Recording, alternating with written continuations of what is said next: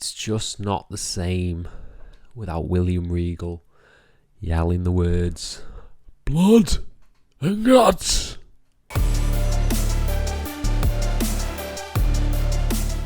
Hello and welcome to FCTR, I am Hugh McQuaid and this is my review of AEW Blood and Guts, the TV special that aired last night pitting the Golden Elite versus the Blackpool Combat Club. But before we dive into that, please subscribe, please like this video, please comment your thoughts down below and I will try and reply to every single one of them as we dive into Blood and Guts. So this is going to be my review of the show. This is going to be my review of every match, every angle, everything that happened on the show.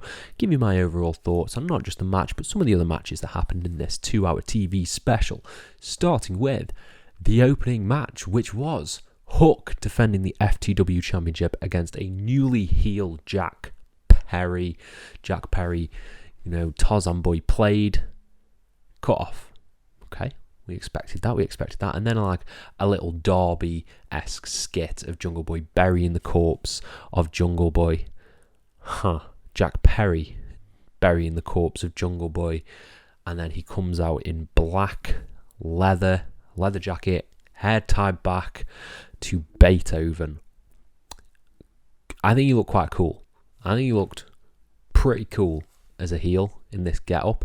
And it played even better off the always badass, always entertaining Hook, because Hook is fantastic, absolutely fantastic, and this match was an absolute corker. It was a really, really fun way to open the show.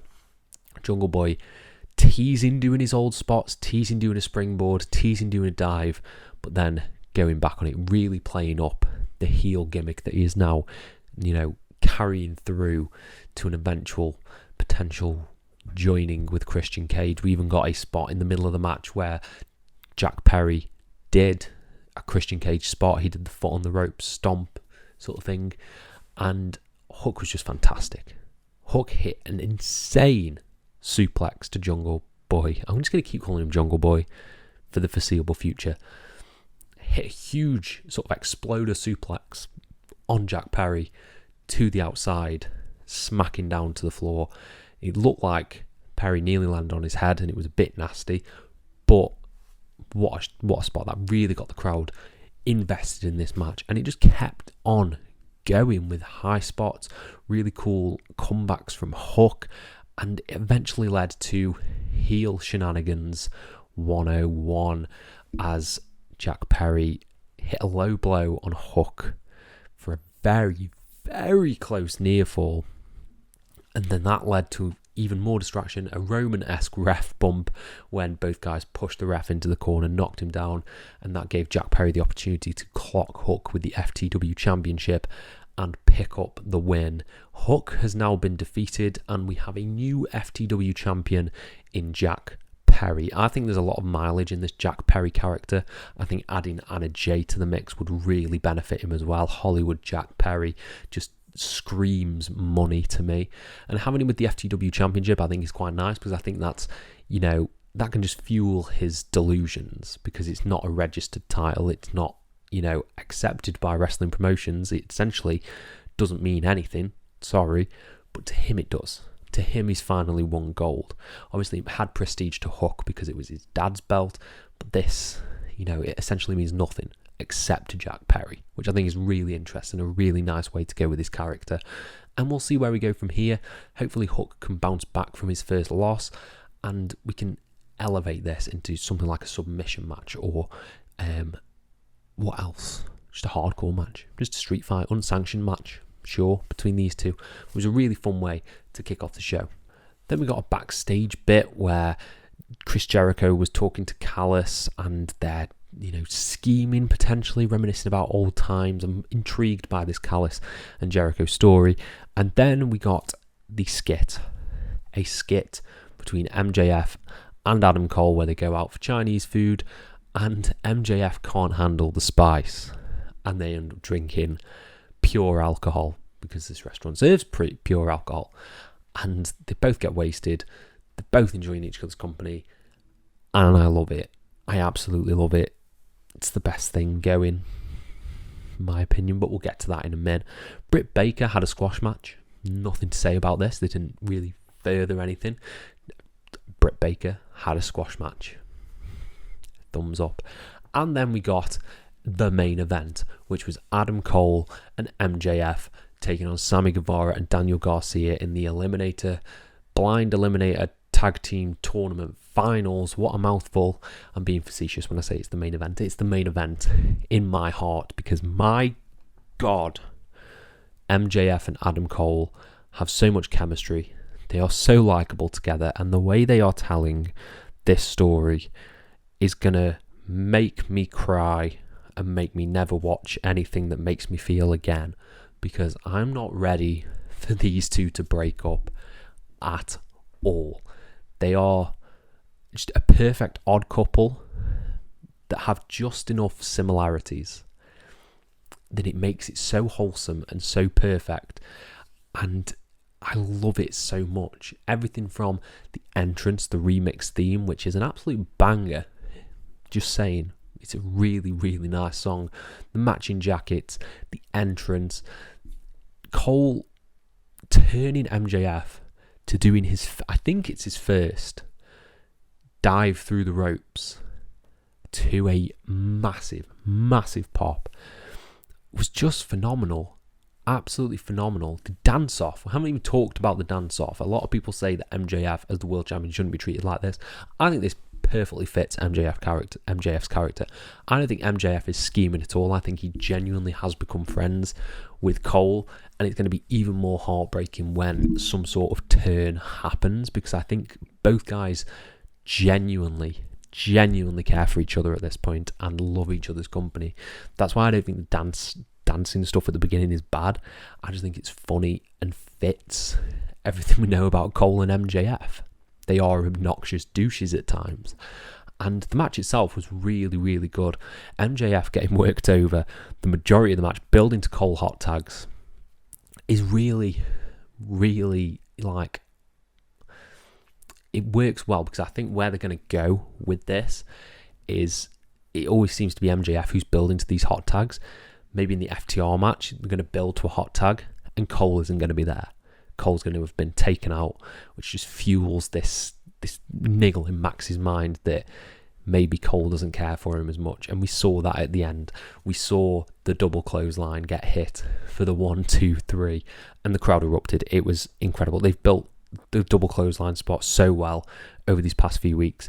And then we had the ending angle. So MJF and Cole have advanced to the finals. They will be facing FTR in 2 weeks' time on Collision. But Cole goes to hand MJF the world title, looks down at it, and Max catches him. And they start arguing. They start arguing about this title. And I don't want them to implode. I really, really don't. And then that's sort of cut off by FTR coming out, having a stare down. You've got the Pinnacle history with FTR and MJF, and this is just going to be magic. Absolutely magic. I'm so excited for this match. It's one of my most anticipated matches of the year now, because I think something terrible is going to happen and I'm going to cry. But yeah, love it. Perfection. This, my favourite thing on the show was this Cole segment. And then we got the main event. It was pretty much an hour-long main event. The Blood and Guts match. The Golden Elite, Kenny Omega, the Young Bucks, Hangman Page, and Kota Ibushi taking on the Blackpool Combat Club of Jon Moxley, Wheeler Yuta, Claudio Castagnoli, Konosuke Takeshita, and Pac. This was a war. I think this is easily the best Blood and Guts match that they've done. I think it was incredible. I liked it more than Anarchy in the Arena as well. That might be controversial, but I did.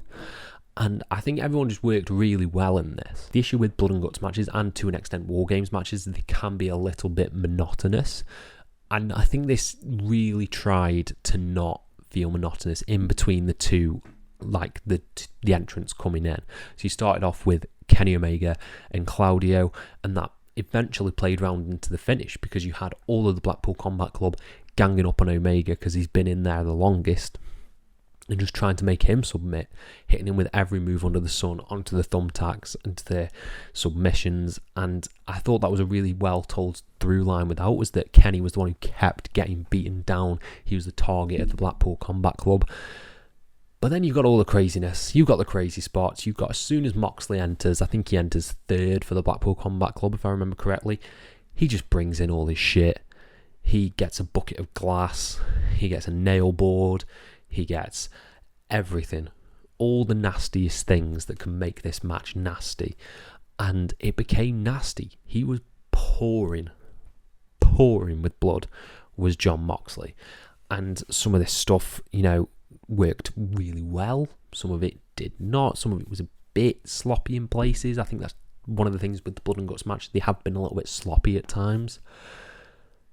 But it all built to the fifth entrant for the Elite, which was Kota Ibushi. So Kota Ibushi comes down. And I don't know if this is going to be a hot take or not, but I don't think Kota Ibushi looked 100% in this match. He didn't sort of move a lot. And I don't know if he's still suffering injury or not, or if he is, banged up. He hasn't worked matches in quite a long time. Last one I remember was the GCW one, which was, that must have been a while ago now. So I don't know if he's been fully working. Maybe it's a bit of ring rust, but I don't think his moves looked as crisp and as neat as they usually do. And it wasn't helped by some of the AEW angles that showed him not connecting, essentially, particularly with the combo that he did with Kenny Omega. That just looked bad, essentially. He did do the moonsault onto the nail board, which was gnarly, to say the least.